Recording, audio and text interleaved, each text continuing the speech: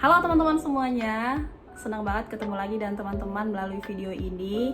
Apa kabar kalian? Semoga kondisinya baik dan masih bisa enjoy dengan setiap aktivitas yang kalian lakukan sehari-hari.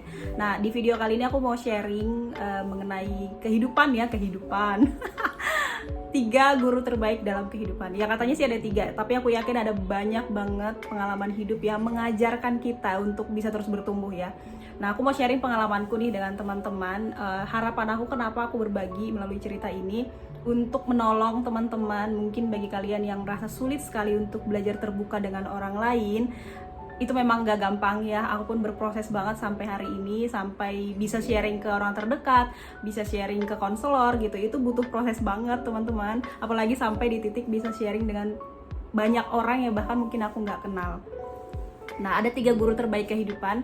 Yang pertama adalah patah hati. Yang kedua adalah tidak punya uang. Yang ketiga adalah kegagalan. Aku udah ngalamin semuanya itu dan ini aja mengingatnya itu kayak masih sedih gitu loh. Dan aku yakin mungkin kalian juga ada yang saat ini berada di posisi itu atau sudah berlalu, atau mungkin ada kekhawatiran ya bakal ngalamin ketiga hal ini. Nah, yang pertama adalah patah hati. Selama aku 31 tahun gitu ya, aku udah beberapa kali patah hati. Dari taraf yang patah hatinya mungkin ya sebentar gitu sampai yang tahap yang lama. Patah hati itu sangat-sangat menyakitkan, dan satu hal yang aku selalu ingat adalah jangan merendahkan diri hanya karena patah hati. Maksudnya gimana? Aku belajar bahwa patah hati itu memang menyakitkan, tetapi di masa-masa patah hati itu, di situ aku mulai belajar untuk merasakan perasaanku sendiri. Ya, ketika aku sedih, aku belajar untuk mengaku bahwa aku sedih. Ketika aku sedang gelisah, aku mengaku pada diriku bahwa aku gelisah.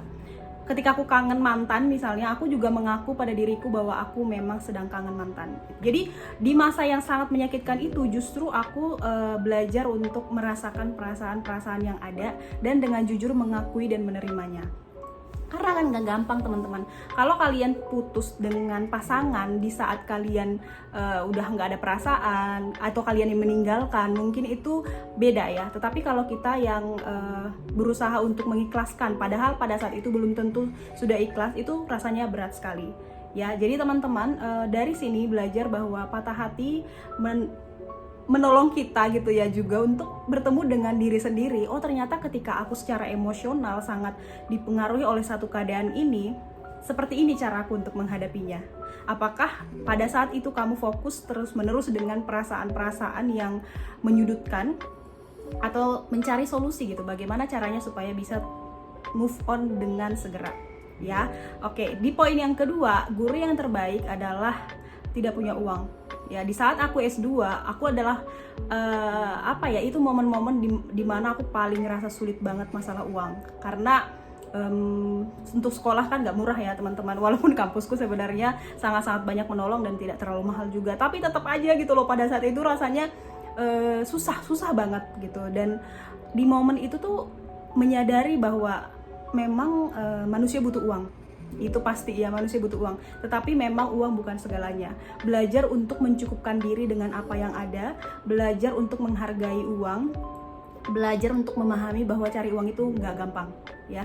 Jadi belajar bergantung kepada hal-hal yang seharusnya kita bergantung, bukan sesuatu yang ada di luar diri kita, misalnya uang, jabatan gitu ya, atau apapun yang berbau material gitu. Pada saat dimana aku benar-benar kesulitan uang, di situ aku belajar bergantung sama Tuhan, belajar untuk bergantung pada keadaan yang aku harus bisa hidup dengan uang seberapapun.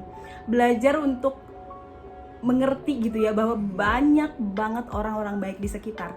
Belajar dan akhirnya menemukan orang-orang terbaik yang ada di dalam hidup gitu.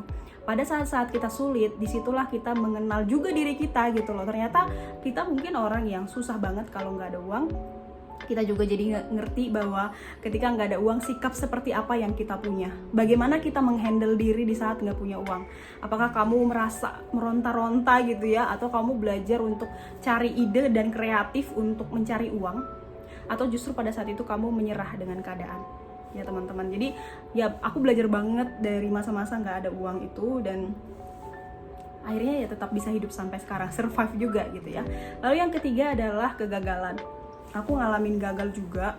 Jujur waktu aku skripsi aku cukup lama ya skripsian gitu, dan sulit gitu untuk aku merasa bisa selesaikan skripsi. Demikian juga pada saat tesis. By the way, aku ngalamin 3 hal ini sebenarnya sekaligus di tahun 2019. Salah satunya ya, mungkin dari dulu aku juga pernah ngalamin, tapi ketiganya ini aku ngalamin di 2019, dimana aku juga patah hati di sana, aku juga nggak punya uang gitu kan, aku juga pada saat itu mengalami kegagalan, aku nggak lulus sidang tesisku tuh lama, rasanya tertunda gitu, artinya tidak sesuai dengan timeline atau track yang udah aku persiapkan sebelumnya. Dan teman-teman, rasa gagal itu tuh ternyata adalah teman juga ya.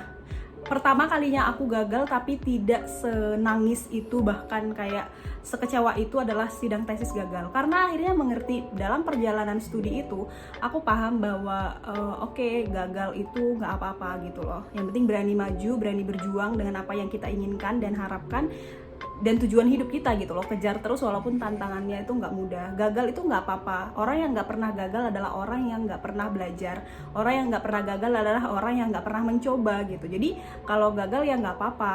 Dulu kalau kebayang ya pas S1 misalnya aku gagal sidang, mungkin aku akan nangis banget, bahkan marah banget ke diriku sendiri gitu. Ya akhirnya sih semakin dewasa kita ngerti ya, gagal itu normal dan gagal itu sangat-sangat wajar.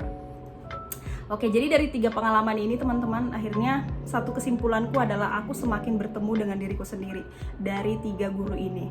Ya, aku sih ngerasa mungkin itu disebut guru terbaik karena keadaan ini sangat sulit, keadaan ini melibatkan emosi fisik kita dan bahkan mungkin kondisi spiritual kita. Dan inti dari semuanya adalah ketiga pengalaman hidup ini menolong kita memiliki kesadaran diri, pengenalan diri yang lebih baik, sehingga sikap kita dalam menghadapinya itu menentukan kemana arah hidup kita ke depan. Kalau kita meresponi ketiga guru terbaik ini dengan sikap yang positif, yang growth mindset gitu ya, mindset yang terus bertumbuh, kita mengejar supaya diri lebih baik, supaya bisa keluar dari keadaan ini, maka kita akan bertumbuh. Tetapi ketika kita memilih untuk stay di tempat, bahkan mundur, terus menerus mengasihani diri di masa-masa sulit ini, maka kita akan mundur. Maka kita akan selalu meratapi hidup kita. Jadi pilihan ada di kita, apakah menghadapinya dengan daya juang dan pengharapan di dalam Tuhan tentu saja gitu ya, penuh menghadapi situasi ini dengan penuh harapan, atau selalu kehilangan harapan di saat-saat yang sulit. Aku percaya banget teman-teman, itu semua adalah pilihan kita, karena jujur nggak ada orang yang bisa memaksa kita untuk terus mundur. Kita sendiri yang menentukan mau maju atau mau mundur gitu. Mudah-mudahan sharingku ini bisa menolong teman-teman yang mungkin sedang struggle saat ini.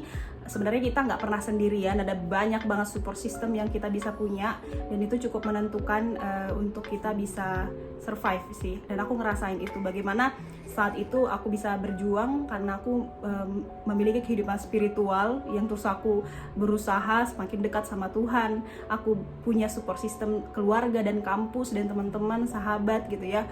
Aku juga punya support system yang lain, teman-teman lama gitu. Dan pada saat itu menyadari bahwa aku punya pilihan, itu sangat menolong untuk bisa survive. Ya, semoga teman-teman tetap semangat. Sampai jumpa di video berikutnya. Bye.